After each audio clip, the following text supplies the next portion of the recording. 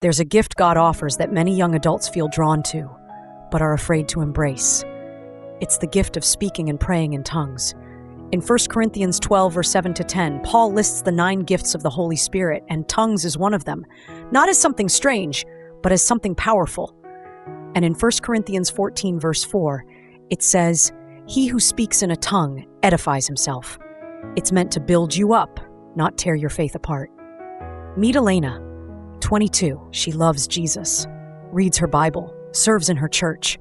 But every time someone brings up tongues, she gets quiet. Her church says, "That's not for today." Some friends say, "I don't know, that sounds weird." Others stand on the fence, curious but cautious.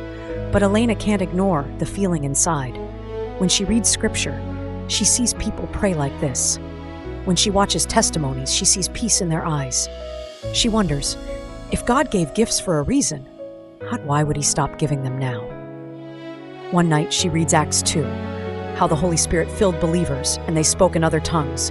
Then she reads Acts 19:6, where believers received the Spirit and prayed in tongues years after Pentecost.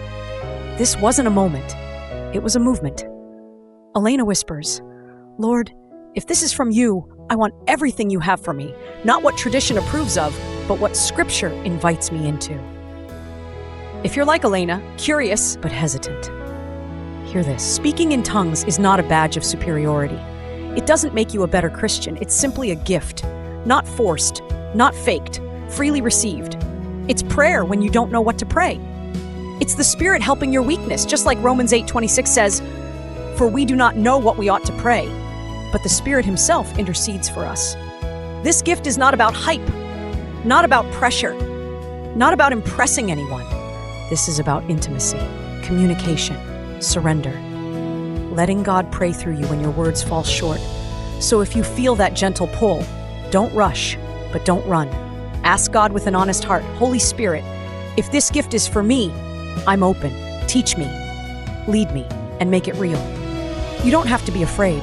You don't have to understand everything to receive. You just have to trust the one who gives good gifts. Remember, if God offers it, it's because he knows you'll need it. You are not alone.